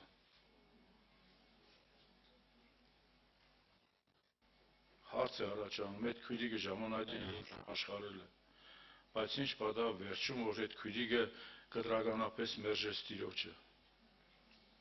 Դրա համար Սուրբ Գիրքը բոլորիս ուղղում է մեկ խոսք. Երանի անոր, ով որ մինչև վերջ հավատարիմ կմնա, անիկա պիտի փրկվի։ Աստծուն հավատարիմ մնացող ազնվորությունը քուրս եղբայրս, Աստծուց վախունեցողը Տիրոջ հանդիստը մտնելու կարողություն կունենա։ Տիրոջ հանդիստը միանալու Քրիստոսի հետ, երկնային արքայության մեջ Հիսուսի հետ ապրելու հավիտյանս հավիտենից։ Ու այդ գիշերը այդ ազնվորությունը մահացավ։ Ապրել 90 տարի, բայց վերջում վերջի պահին մերժե Հիսուսին։ Քուրեր եղբայրներ, շատ դժվար բան է։ Դրա համար միշտ մենք աղոթենք մեր համար, ձեր համար, բոլորիս համար, որ Տեր մինչև վերջ հավատարիմ պահե մեզ ամեն մեկից քո տան մեջ, որպեսզի ես եւ դու կարողություն ունենանք Տիրոջ հանդիստը մտնենք հավիտյանս հավիտենից Հիսուսի հետ ապրելու։ Օրհնյալ է Քրիստոսի անունը, քուրեր եղբայրներ ջան։ Հարկ տանք սրանց Հիսուսին։ Ծննդոց 22-րդ գլխի մեջ ես ուզում եմ մեր փոքր այդ մասին հիշեցնեմ բոլորիս, քուրեր եղբայրներ։ Երբ պարագան հայկավ հասավ, Աբրահամը արդեն 100 տարեկան էր։ Իսկ Սառան 90 տարեկան, զավակ չունեին։ Աբրահամը մտածում է, թե իմ ունեցվածքը, կալվածքը ով պետք է ժառանգի, ժառանգորդ չկա։ Իրա երանքից ելած կա Իսմայելը, բայց Սարայից ծնունդ չկա։ Բայց եւ հայտնվեցին Տիրոջ հրեշտակները, ինչ ասեցին։ Գալ տարի, երբ որ գանք դու արու զավակ պետք է ունենաս, եւ անուն ինչ պետք է տնես, Իսահակ։ Սառան վրանի մեջ, սետի մեջ ինչ եղավ, ծիծաղեց, բայց Տիրոջ հրեշտակ ամեն բան տեսնում էր, քուրեր եղբայրներ։ Եկավ հասավ ժամանակը, ունեցավ որդի, անունը Իսահակ։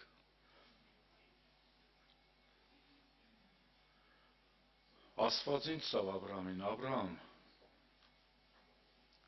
քու մի հատ այդ որդիդ պետք է տանես Մորիայի երկիրը, հանես զվացեղանի։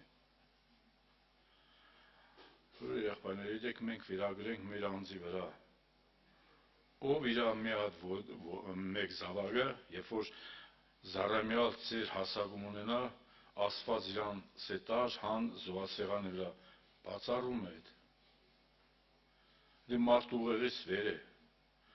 Բայց Աբրահամ հնազանդվեց Աստծո խոսքին, լսեց Աստծո խոսքը, պահեց Աստծո խոսքը, որովհետև Աբրահամ Աստծուց վախեցող անձ էր, Հիսուս թող փառավորվի։ Եվ կատարեց այն ամենը, ինչ որ Աստված իրան պատվիրեց, փառք Հիսուսին։ Ես ուզում եմ այդ համարը կարդամ Ծննդոց 22:12, Ծննդոց 22-րդ գլուխ 12 համար։ Հրեշտակը սավ տղուն ձեռք մի դեպցներ։ Անոր բան մի եներ, քանզի հիմա դիցած է Աստծոց մեկը վախենաս, որովհետև քու մեկ հատիկ որդիկ ինձ չխնայեցիր։ Հիմա նոր հասկացա, որ դու Աստծոց մեկը վախենաս, քո մեկ հատիկ որդին ինձ համար չխնայեցիր։ Փառավորվի մեր Տերը մեր կյանքի բոլորի մեջ, քույր եղբայրներ։ Եվ Աստված գրված է մածառների մեջ ցույց տվեց խոհը, որ տապատեն է Տեր Հիսուս Քրիստոսի, որ Տեր Հիսուս Քրիստոս բովանդակ աշխարհի ժողովրդի համար խաչը պետք է բարձրանար, պատվական այրուն թափեր ու մեղավորներից համար ճանապարհ բացեր, եղբայրնսավ մտնելով սրբության սրբոց ճանապարհ բացեր դեպ հավիտենություն, փառավորվի մեր Տերը։ Փառք Հիսուսին, քույր եղբայրներ։ Աբրահամը Աստծո առաջ արտարացավ եւ հավատքով եւ Աստծո վախը կրելով եւ Աստված էլ ավելի օրհնեց Աբրահամին։ Սա նայ երկնքի աստղերին ինչքան է գիշերով, սա քուսերուն դետքան պետք է շատացնեմ ու ծովի ավազների չափ։ որ անհամրելի են քուրեր եղբայրներ, Աստծո խոսքը Աբրամի կյանքի օրերի մեջ կատարավ Փառք Հիսուսին։ Երանի թե քուրեր եղբայրներ ջան, մենք միշտ Աստծուց վախենանք։ Երբ որ Տիրոջ տունը գուկանք, մեր ոտքերն զգուշություն ունենք, Փառք Տիրոջը։ Գանք Աստծո առաջ, խոնարհվենք Տիրոջ առաջ, Տերը մեզի զորացնե, Տերը մեզի լեցնե, Տերը մեզի հաստատուն հավատարիմ պահե մինչև իր գալուստը։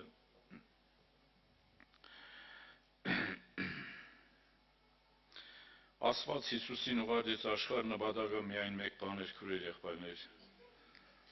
Մեր մեղավոր անարժաններից համար դեպի իր հանգիստը առաջնորդելու։ Որտեղ մեր առաջնորդը, հավատի առաջնորդն ու կատարողը Տեր Հիսուս Քրիստոսն է, ինքը մեր առջևից է գայլում։ Թե նեղության մեջ, թե դժվարության մեջ, Հիսուսին սա Մատթեոս 28-ի վերջի համարը, ես ձեզ հետ եմ ամեն օր մինչև աշխարհի վերջը, այդ Հիսուսի մուքի հետ է, քուրս ու եղբայրս։ Դու միայն իրանից վախեցի, Տերը փառավորվի։ Փառք տանք Հիսուսին քուրեր եղբայրներ ջան, Տերը զորացնե ամեն մեկից, որ այսօր Աստված ուզում է ամեն մեկս անմնացորդ նվիրվենք Քրիստոսին, որ կարողություն ունենանք հավատարիմ մնանք Աստծո խոսքին, որպեսզի Աստծո հանգիստը մտնենք։ Ես ինչ առաջ այդ միտքս էի, չէ, շատերը կփափագեն քուրեր եղբայրներ, որ Տիրոջ հանգիստը մտնեն։ Տիրոջ հանգիստը մտնելու համար հարկավոր է խոնարհվել Աստծո առաջ, խոնարհվել Աստծո խոսքի առաջ, որպեսզի ժամանակին Տեր Աստված ինձ եւ քեզ վեր բարձրացնե հավիտյանս հավիտենից իր այդ ապրելու Փառք Հիսուսի անվանը։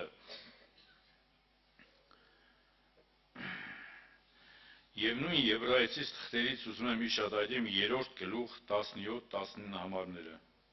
Եբրայեցիս 3-րդ գլուխ 17-19 համարները,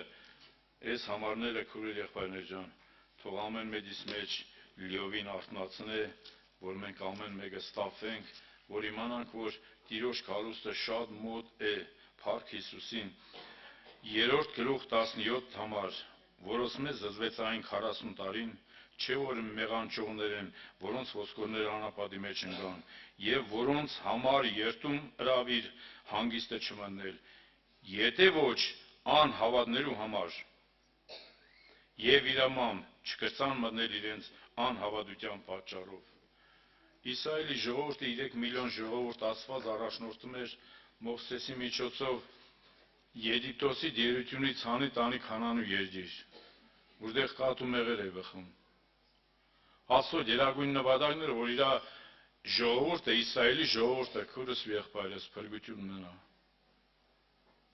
Բայց անապատի մեջ շատերը փրված ընկան, պատճառը միայն մեկ բան էր՝ անհավատություն։ Մարդիկ Աստծո խոսքը լսեցին, բայց Աստծո խոսքը զանցերեցին, Աստծո խոսքը լսեցին, բայց Աստծո խոսքը չպահեցին ու կատարեցին։ Դրա համար անապատի մեջ փրված ընկան։ Աստված ուզում էր, որ ոչ մի ազնվորություն չկորսվեր, գերագույն նպատակը 3 միլիոնը մտնեն Քանանու երկիր, բայց շատ դժվար է։ 40 տարի անապատի մեջ քայլես, 40 տարի ամեն օր թուք ու նախատինք ուտես, 40 տարի ամեն օր հալածվիս, 40 տարի ամեն օր տրորեն, ամենավերջի խոսքերով անարգեն, բայց Մովսեսը միշտ լացում ողբում էր մեր Տեր, ողորմությունը այս ժողովրդի քարձրած սրտերը փոխե, որպեսզի կենտանի հավատք ունենան խոսքի վրա։ Քեզնից վախենան, մտնեն Քանանու երկիր, բայց մարդիկ չհավատացին, չընդունեցին Մովսեսի խոսքը։ Քուրեր եղբայրներ ջան, Տերը թող մեզի օգնե, որ մեր հավատքի կյանքի բոլորի մեջ ունենանք կենտանի հավատք Աստծո վրա եւ իր խոսքի վրա եւ իր Տեր Հիսուս Քրիստոսի թափածայրան վրա, Փառք Հիսուսի անվանը։ Սրտանց մեր Տիրոջը ասենք Փառք Քեզի Տեր Աստված, որ դու ինձի աշխարհից գնել ես, կանչել ես փրկության։ 2-րդ Կորինթացիս 6-րդ գլուխ 2-րդ համարը Պողոս առաքյալ ուղղում է ամեն մեկից, ահա այսօր է փրկության օրը։ Հենց այսօր է փրկության օրը։ Վաղվա օրը ինձի եւ քեզի տրված չէ, քուրս եղբայրս։ Վաղվա օրը Տիրոջն է։ Այսօր ենք լսել Աստծո խոսքը, այսօր անմնացորդ Հիսուսին նվիրվենք։ Մեր կյանքի բոլոր օրերի մեջ խոնարհվենք Հիսուսի առաջ, ասենք Տեր, իրոք այսօր է փրկության օրը։ Ոչ մեկս երիշխավոր չենք մեր կյանքի վրա, թե ստեից ցուցկանք ինչ պիտի պատահի մեզ հետ, բայց դու հանձնված ես օրհնյալ Քրիստոսի ձեռքերի մեջ։ Թեպետ մեռնից է հավիտյան պիտի ապրես Քրիստոսով, որովհետև այսօր է քու փրկության օրը, քուրս ու եղբայրս։ Դու Աստծո խոսքի մեջ մնա, հավատարիմ մնա Տիրոջը եւ Տերը քեզի կզորացնե։ Առաջի Պետրոս առաջի գլուխ 17 համար, Առաջի Պետրոս առաջի գլուխ 17 համար։ Ձեր պանդխտության ժամանակը ահով ու տողով անցկացուցեք։ Մենք երկրաուդարու պանդուխտ ենք, քուրեր եղբայրներ։ Մեր կյանքը երկրա տրված է ժամանակավոր ապրել։ 70 զորությունով 70 գրված է ցավ, տառապանք ու աշխատանքի։ Որևէ մի ազնվորություն չկա, որ իր ապրած կյանքից գոհ է մնի։ Ում հարցնում ես, սաղ կյանքս աշխատել եմ, տառապել եմ եւ այլը, բայց որ Տերը քեզի ունձի կանչեցավ աշխարհության, Մարգարեության գրքի մեջ մեկ համար է գրված, հիշատակեմ, դուք ապագայի համար հույս ունեք, եւ այդ հույսը ամոթով չի զտի։ Մեր հույսը մեր Տերն է, Փառք Հիսուսին։ Պանդուխտ ենք, օդար ենք երկրի, ապրում ենք ժամանակավոր, հյուրանոց ենք եթե, պետք է ապրենք 5 օր է, 10 օր է, 60, 70 տարի, դրանից հետո մագանացու պետք է կնքի յուրաքանչյուր ազնվորություն, բայց իմացի մեռնելուց հետո ետ կուր, հավատարիմ մնացիր Քրիստոսին Տիրոջ հանդիստը մտնելու կարողություն ունեցար, փառավորվի մեր Տերը։ Սրտանց փառք Հիսուսին եւ վերջի համարն եմ ուզում բոլորիս համար հիշատակեմ առաջիդ հակավորած գրքի մեջ 17-րդ գլխի 11 համարը ուզում եմ հիշատակեմ բոլորիս համար, քուրեր եղբայրներ, երբ որ փղշտացիները Իսրայելի ժողովրդի դեմ պատերազմ են հայտարարում, Գողիաթը Իսրայելի ժողովրդի դեմ։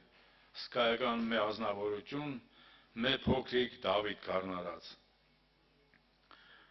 Անարգում էր Իսրայելի ժողովրդին, ահավոր անարգում էր Գողիաթը, բայց այդ փոքր Դավիթը, մարմնով փոքր Դավիթը ուներ կենտանի հավատք Աստծո խոսքի վրա, ինքը հավատում էր, որ Տեր իր կողքին կանգնած է։ Ելից 14-14-ի մեջ էսեմե համար է գրված, եթե դուք լռեք, Տերը կպատերազմի։ Փառք Հիսուսին։ Դավիթը այդ հավատք ուներ Աստծո խոսքի վրա։ Հավատում է, որ ինքը դուրս պետք է գա Գողիաթի առջև, որտեղ ինքը չնայեց երևույթին։ Եթե մարդը երևույթին նայե կխաբնվի, բայց ինքը երևույթին չնայեց Դավիթը նայեց կենտանի Աստծուն։ Սավ դու իմ վրա գուկաս այդ զենքով զրահով, ես է քո վրա պետք է լինեմ եւ Աստծո անունից, որտեղ Դավիթը Աստծուց վախեցող անձ էր։ Փառք Հիսուսին։ Եվ մեկ պարսատիդի քարով Գողիաթին տավալեց յետին, Գողիաթի սրով Գողիաթի վիզը կտրեց։ Քուրեր եղբայրներ, այս են հավատքն, որ Աստված այսօր ուզում է մեր մեջ ձևակերպի Քրիստոսով։ Ամենակարևորը Աստծուց վախենանք, քուրեր եղբայրներ, ինչ որ Տերը մեզնից պահանջում է, եւ կենտանի հավատք ունենանք Աստծո խոսքի վրա, փառք Տիրոջը։ Քուրեր եղբայրներ ջան, Պետք չկորցնենք մեր փրկությունը։ Տերը կանչել է քեզ ինձի փրկության։ Ես վերջերս եղբայրներից մեկը այդ վկայությունն էր ասավ, երբ որ կանգնեցել են հոգևորներին, որ պետք է արդեն վերջի պահին գնդակահարեն։ Նախքան հրամանը արձակելը այդ գնդակահարողներից մեկը, որ զենքը պետք է գործադրեր, տեսնում է վերևից փառասպսած վիշնը։ Եվ այդ ազնվորություններից մեկը, որ կանգնած էր գնդակահարվելու, վախուց փախավ ինքը, որ իրան չգնդակարեն։ Այդ զինվորը, որի ձեռքին զենքն էր, զենքը գցեց, վազեց կանգնավ այդ ազնվորության տեղը, որպեսզի այդ փառասպսակ վիշնի վրա Տերը փառավորվի։ Այդ փառասպսակը Տերը պատրաստել է բոլորիս համար, քուրեր եղբայրներ ջան։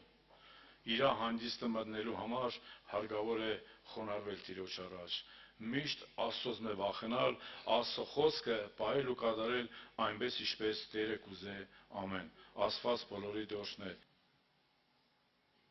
Փառավորի քուրեր ջան, եղբայրներ ջան։ Աստված բոլորի սոշն է։ Պիտի կարդամ մեկ համար, որը գրված է Սուրբ գրքի մեջ, սա բազում անգամ խոսվել է մասին, Ամոսյա մարգարության մեջ 4-րդ գլխի մեջ ամենակալ Աստված Ամոսյա շուտով հետևյալն էր ասում. Պատրաստվիր քո ասում դիմավորելու ով Իսրայել։ Եղբայրներ քույրեր, այսօր մեր ամեն մեկի տառապանքը, տանջանքը եւ նպատակը մեկն է՝ Տիրոջը դիմավորելը։ Ինչպես պիտի դիմավորենք։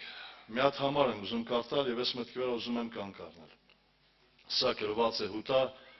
20 համարի մեջ, որտեղ որ ինք ամենակալ Աստված ինձ եւ քեզ հետեւյալն է սորացնում Հուտայի միջոցով 20-21 համարները։ Բայց դուք սիրելիներ, ձեր անձերը սուրբ հավատքի վրա շինեցեք, սուրբ հոգով։ Սուրբ հոգով աղոտ կանելով, որ ձեր անձերը Աստծո սերի մեջ պահեք, սպասելով մեր Տեր Հիսուս Քրիստոսի ողորմության հավիտենական կյանքի համար։ Ինքը ամենակալ Աստված Հուտայի շուրթերով մեզ այսօր որդորում է հետևյալը, որ մենք կարողանանք դիմավորել Տիրոջը, սպասել իրան։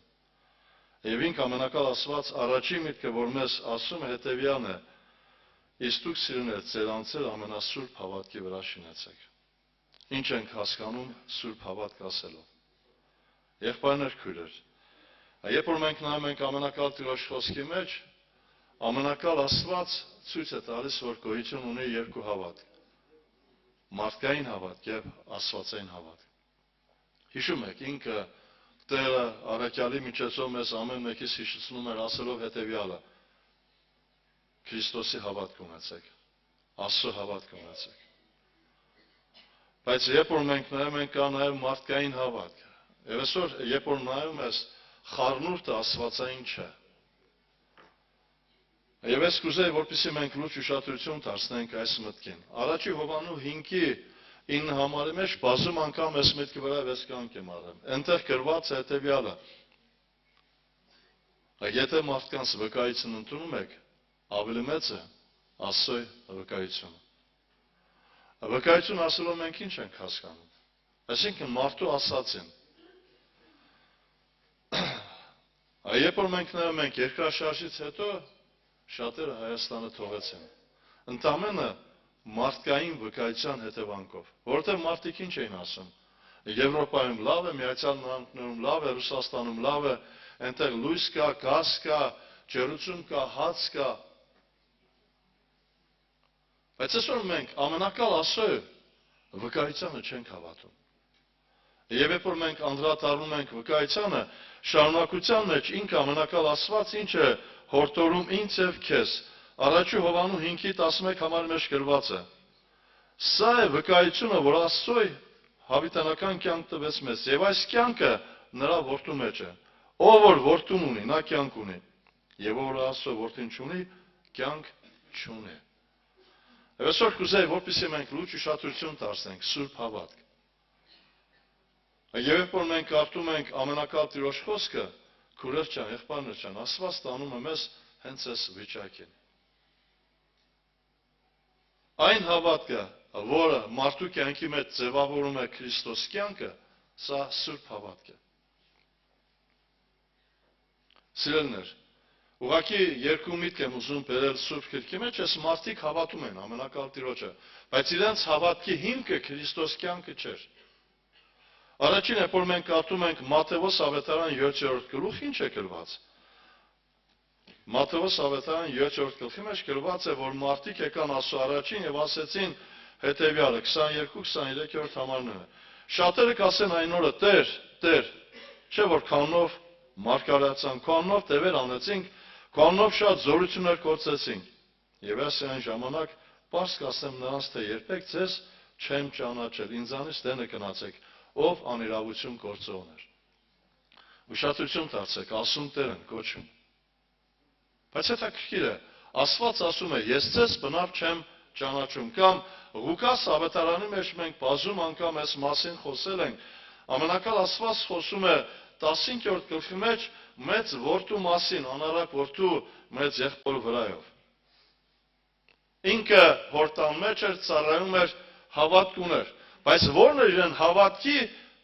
հիմնակարը կամ ո՞րն է հավատքի վերջը։ 20-րդ համարի մեջ գրված է, նա էլ պատասխանեց եւ ասաց նրան. ահա այսքան տարի քեզ ծառայում եմ եւ քո պատվիրանքից երբեք դուրս չեմ եկել։ Այսինքն ներել էր այն, ինչ որ Աստված պահանջել էր։ Բայց որն էր բուն նպատակը։ Շարունակության մեջ գրված է. բայց ինձ երբեք մի ուր չտվիր, որ իմ բարեկամների հետ ուրախ լինեմ։ Այսինքն այս մարդու ուրախությունը հայրը չէր, բարեկամները։ Կամ երբ որ Կորինթոս եկեղեցու մեջ Պողոս Արաքյանն ինչ էր ասում. եթե Քրիստոսի վրա հույս ունեք միայն այս կյանքում, ամեն անձնավորություններից ողորմել եք։ Սա սուրբ հավատ չէ, քույրս, եղբայրս։ Նորից եմ ասում, այն հավատքը, որը մարդու կյանքի մեջ ձևավորում է Քրիստոս կյանքը։ Եվ կուզեի անդրադառնալ հենց այդ կյանքի վրա, որտեղ երկինք մտնելու է միայն Քրիստոս կյանք, ուրիշ մեկ կյանք երկինք չի մտնելու։ Ինչ ենք հասկանում Քրիստոս կյանք։ Այսօր շատ անձնավորություններ Քրիստոս կյանք հասկանում են ուրախություն, խաղաղություն, օրհնություն, զորություն, ինչպես որ Մատթեոս ավետարանի մեջ գրված էր, այս մարդիկ ասեցին, քո անունով դևեր հանեցինք, զորություններ կորցրեցինք, քույրս, եղբայրս։ Կարդում ենք Սուրբ գրքի մեջ Հովհաննես ավետարանի մեջ 14-րդ գլխում ինչ էր ասում Տերը. Ես եմ ճանապարհը, ճշմարտությունը եւ կյանքը։ Մի ուզում եմ, որպեսզի այդ կյանքի վրա մենք կենտրոնանանք։ Ինչ է Քրիստոս կյանք։ Կամ ինչ ենք հասկանում Քրիստոս կյանք հասկանալով։ 73-րդ Սաղմոսի հեղինակը հավատում էր Աստծուն։ Բազում սաղմոսներ է գրել։ Բայց սկզբնական ժամանակահատվածում ինքը ինչ էր հասկանում։ Աստված ունենալով ինքը ինչ պիտի լիներ։ Պիտի ուրախ լիներ, խաղաղություն պիտի ունենար, հաջողակ պիտի լիներ, ցավ պիտի չունենար, հիվանդություն պիտի չունենար։ Եվ երկրորդ համարում գրված է քիչ է մնացել ոտքերս ծրվեն։ Ինչի հետևանքով, որովհետև այս մարդու մտածելակերպի մեջ Հիսուս Քրիստոս կյանքը այսպիսին պիտի լինի։ Եվ այսօր շատ անձնավորություններ գալիս են Աստծուն։ Եվ իրենց սրտի ուզածը չի լինում, թողնում գնում են։ Հովհաննես ավետարան 6-րդ գլխի մեջ Հիսուս խոսեց երկինքից իջած կյանքի մասին։ Ես եմ երկինքից իջած հացը։ Քույրեր ջան, եղբայրներ ջան, չգիտեմ ինչքան ժամանակահատված, 2 տարի կամ 3 տարի են քայլել աշակերտներ Հիսուսի հետ, բայց այս ամենը, որ իմացան, գրված է Հիսուսին թողեցին։ Հովհաննես ավետարան 6:47-ից եմ կարդում։ Ճշմարիտ ասում եմ ձեզ, ինձ հավատացող հավիտենական կյանք ունի։ Ես եմ կյանքի հացը։ Ձեր հայրերը մանանան կերան անապատում մեռան։ Սա այն հացը, որ երկինքն է իջնում, որ եթե մեկը սրանից ուտե, չի մեռնել։ Ես եմ կենտանի հացը։ Եվ հետաքրքիր է, ուշադրություն դարձեք աշակերտների խոսքերը։ Խիստ է այդ բանով կարող է լսել դրան։ Ինչ էր խիստ բան ասը։ Որն էր այդ խստությունը։ Եվ շարունակության մեջ գրված է, սրանից հետո նրա աշակերտների շատերը ետ գնացին, այլևս ման չեն գալիս նրա հետ։ Ինչ տեղի ունեցավ։ Քույրեր ջան, եղբայրներ ջան, այս աշակերտների համար Հիսուս Քրիստոս կյանքը մեկ ուրիշ բան էր իրենից ներկայացնում։ Բազում անգամ ես միտք ասել եմ, ես այսպես մտածում եմ, աշակերտները երևի լսել են Աստծո խոսքը, որ Մեսիան պիտի ծնվի եւ հռոմեական իշխանության այդ գերությունից պիտի ազատի։ Իրենք էլ Հիսուսի հետևից գնացին, խորեցին, մտածին, որ Հիսուս կդառնա թագավոր, իրենք էլ քաղաքապետ կամ մարզպետ կամ գյուղապետ, բայց երբ որ Հիսուս ասեց, ես եկել եմ հավիտենական կյանքի համար, գրված է աշակերտները թողեցին իրեն։ Քույրեր ջան, եղբայրներ ջան, ուղղակի ես ուզում եմ, որ այսօր ես եւ դու կարողանանք տեսնել սա, ինչ է Քրիստոս կյանքը։ Մատթեոս ավետարան 7:14-ի մեջ կարդում եմ հետևյալ միտքը։ Ինչ է ասում ինքը Տեր Հիսուս Քրիստոս։ Գրված է. Քանի նեղ է դուռը եւ նեղված ճանապարհը, որ տանում է կյանք եւ քիչ են նրանով գնացողները։ Եվ ինքը Հիսուս ասում էր, որ իր ճանապարհը նեղ, փշոտ, քարկարոտ է։ Քույրեր ջան, եղբայրներ ջան, Մարկոս ավետարանի մեջ, երբ որ մենք կարդում ենք առաջի գլուխ, նայեք ինչ ասում մեզ ավետարանիչը։ Ես կուզեի, որպեսզի մենք լուրջ ուշադրություն դարձնենք սա։ Ինչպես գրված է Մարգարեներում, այ ես իմ հրեշտակ ուղարկում եմ քո երեսի առաջից, որ պատրաստե քո ճանապարհները, քո առջև։ Հետաքրքիր է, հրեշտակին ինչու էր ուղարկում, որ ճանապարհները պատրաստ են։ Կամ երբ որ մենք կարդում ենք Սուրբ գրքի մեջ, կա նաև հետևյալ համարը Ղուկաս ավետարան 22-րդ գլխի մեջ, երբ որ Հիսուս Քրիստոս Գեթսեմանում աղոթում էր, 42-43-րդ համարի մեջ գրված է հրեշտակ իջավ եւ իրեն զորացնում էր։ Սիրելիս, հրեշտակ ուղարկել է ճանապարհը պատրաստելու, հարթելու։ Եվ ես ուզում եմ, որպեսզի այդ միտքը մենք կարողանանք այսօր ընդունել։ Ինչ է Քրիստոս կյանք։ Շատերիս համար աղոթքի պատասխան, բժշկություն, հաջողություն, ուրախություն,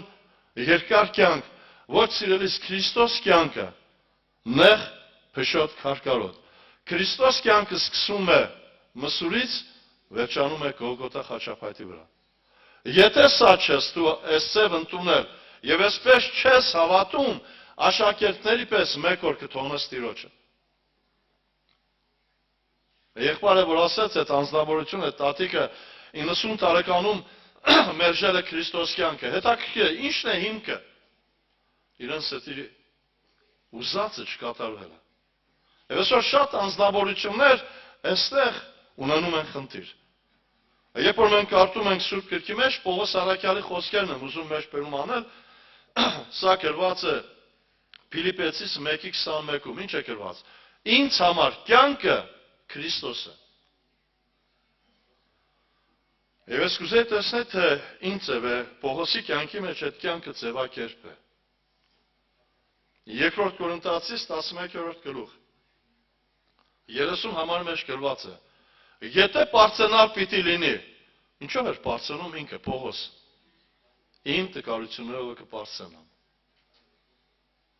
Պողոսը անցավ տառապանք, անցավ Քրիստոս ճանապարհ։ Հետաքրքիր է, կա անձնավորություն, որ պարծենա իրեն տառապանքներով, նեղություններով։ Տեսել եք նման անձնավորություն։ 2 Կորինթացիս 12-րդ գլխի մեջ, հիշում եք, Պողոսի կյանքի մեջ խայտոց տրվեցավ եւ ինքը 3 անգամ աղոթեց Տիրոջը, բայց Տերն ինչ ասեց. բավական է քեզ իմ շնորհքը, որովհետեւ իմ զորությունը տկարության մեջ է կատարում։ Ուշադրություն դարձրեք, Պողոսի դավանանքը փոխվել է եւ ինչ է դավանում։ Վասն որ հավանել եմ տկարությունների, թշնամանքների, վիշտերի, հալածանքների, նեղությունների Քրիստոսի համար, երբ որ տկարանում եմ, այն ժամանակ զորանում եմ։ Այդ ժամանակ է, որ հրեշտակը քեզ պիտի զորացնի։ Եղբայրներ, քույրեր, մենք մեկ ուրիշ ձև ենք նայում։ Քրիստոս կյանք, մենք միշտ նայում ենք ուրախություն, բժշկությունը։ Ինքը Քրիստոս եկավ ճանապարհը ցույց տվեց հավիտենության։ Նորից եմ ասում, եթե չկա Գողգոթա, չկա խաչապայթ, չկա հարություն եւ չկա հավիտենական կյանք։ Սիրելիս, երբ որ մենք կարդում ենք Սուրբ գրքի մեջ, ուզում եմ անդրադառնալ Ղուկաս ավետարանում գրված հետևյալ տողերին, 14-րդ գլխի մեջ Ղուկաս ավետարանն ինչ էր ասում. Եթե մեկը իմ հետևից է գալիս, ինչ պիտի անի։ Գրված է. Եթե մեկը ինձ մոտ գա, չատե իր հորը, մորը, կնոջը, որդիներին, եղբայրներին, քույրերին, եւ հենց իր անձն նա չի կարող իմ աշակերտը լինել։ 27-րդ համարն եմ կարդում։ Եվ ով որ իր խաչը վեր չի առնում իմ հետևից գա, նա չի կարող իմ աշակերտը լինել։ Ես բազում անգամ ասել եմ, ինչ է նշանակում սա, խաչը առնել իմ հետևից գալ։ Շատերը մտածում են խաչ այսօրվա առօրյա նեղություններն է, խնդիրներն է, փորձություններն է, սա էլ է խաչ։ Բայց այստեղ ամենակալ Աստված խաչի վրա ուզում եմ ես հետևյալին ասել։ Խաչ նշանակում է մահ։ Եթե մարդը հոժարական որոշում չի կայացնել, որ իր մեջ մարմնավորը մեռնի եւ գնա Քրիստոսի հետևից, կամ իր մեջ Քրիստոս կյանքը ձևակերպի, ինքը Քրիստոսին երբեք աշակերտ չի կարող լինել։ Այսօր ես եւ դու համաձայն ենք մեր խաչը վերցնել։ Համաձայն ենք, որ մեր մեջ ամեն օր մեր եսը մեռնի։ Պողոսն ինչ էր ասում։ Ես իմ անձը կճնշեմ ու կնվաճեմ։ Ես ամեն օր կմեռնիմ։ Հետաքրքիր է, մարդը ամեն օր կմեռնի եւ ֆիզիկապես հարություն կառնի, Պողոսը իր մեջ մեծնում էր ամեն օր մարմնավորությունը։ Եթե այսօր համաձայն չես այս խաչին, դու Քրիստոսի հետ ոչինչ չունես։ Քրիստոս կյանք հետ։ Եղբայրներ, քույրեր, ամենակալ Աստված մեզ ամեն կերպ, ամեն վիճակների մեջ զորացնում է, տալիս է ուժ կարողություն։ Ամենակալ Աստված մեզ չի տալիս մեզ ավելի մեծ փորձություն կամ ավելի մեծ նեղություն, որ մենք ինքներս չենք կարող տանել։ Կորինթոս եկեղեցու մեջ Պողոս առաքյալը այնքան պարզ է ինձ եւ քեզ այս համարը բացում։ Նայեք ինչ ասում Պողոս առաքյալը։ Սուրբ գրքի մեջ գրված է 10-րդ գլուխ 13-րդ համար։ Ձեզ ուրիշ փորձություն չի պատահել, բացի մարդկային փորձությունից։ Բայց Աստված հավատարիմ է, որ չի թողնել ձեզ ձեր կարողությունից վեր փորձվել, այլ փորձության հետ երկն է կպատրաստել, որ կարողանաք համբերել։ Աստվածը ողորմած է։ Այսօր կուզեի, որպեսզի ես եւ դու կարողանանք սա տեսնել։ Պատրաստվիր քո ասուն դիմավորելու։ Ասուն դիմավորելու համար ինչ է պետք։ Ինչ անեմ, որ պատրաստ լինեմ։ Հանդերձները պիտի միշտ սպիտակ լինեն։ Ես միշտ հաղորդության վերջում այս համարը կարդում եմ։ Ուզում եմ այս համարին անդրադառնալ։ Նայեք ինչ է ասում ամենակալ Աստված ժողովող գրքի մեջ ինձ եւ քեզ Սողոմոնի շուրթերով։ 9-րդ գլխի 8-րդ համարն է։ Հանդերձներդ միշտ սպիտակ լինեն։ Գլխիդ վրա յուղը չպակասի։ Եղբայրներ, քույրեր։ Հայտնության մեջ երբ որ մենք կարդում ենք Եփեսոս եկեղեցու վրա ինչ էր ասում Տերը։ Մի քանի անձիկ ներողություն Սարտես եկեղեցու վրա։ Մի քանի անձիկ ունես Սարտեսի մեջ, որ իրենց հանդերձները չկեղտոտեցին։ Եվ արժան են Տիրոջ հետ լինելու։ Հետաքրքիր է Սողոմոնը ինձ եւ քեզ հետեւյալն հորդորում. հանդերձներդ միշտ սպիտակ լինեն։ Եվ գլխիդ վրա յուղը չպակասի։ Մենք հասկանում ենք հանդերձները սպիտակ լինեն, որ մեղ պիտի չկործենք, մեղքից հեռու պիտի մնանք, բայց շարունակության մեջ ասում է եւ գլխիդ վրա յուղը չպակասի։ Այստեղ այս յուղի մասին եմ ուզում խոսել, այս հավատքի մասին։ Երբ որ մենք ասում ենք յուղ, հասկանում ենք օրհնություն, զորություն, բժշկություն, այդպես է թե չէ։ Բայց ուղղակի ուզում եմ տեսնենք, թե յուղը ինչ կերպ ենք ստանում։ Արևած ծաղկից յուղ ստանալ համար ինչ է պետք։ Միջև արևած ծաղիկը չճզմես, յուղ դուրս չի գա։ Այսինքն ամենակալ Տիրոջ խոսքը հետևյալն ասում. գլխիդ վրայի տառապանքը չպակասի։ Լավ, մեղա ասու, Աստված ուզում է, որ ես եւ դու տառապենք։ Եթե այս համարը հետ վերլուծենք, այսպես է գրված. գլխիդ վրայի յուղը չպակասի, որ հանդերձներդ միշտ սպիտակ լինեն։ Նեղության մեջ է, որ Սարտեսի եկեղեցում մարդիկ իրենց հանդերձները սպիտակ պահեցին։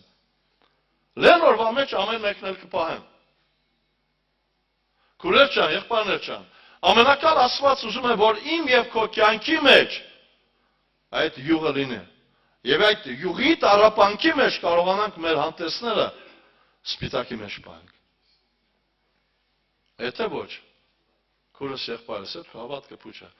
Այսօր իշքան մարդիկ կան, լեն օրերի մեջ, հարստության մեջ, փառքի մեջ, երբ որ խոսում ես իրենց հետ, ինչ են ասում։ Ես ամեն օր աղոթում եմ ասում, փառք եմ տալիս ասում։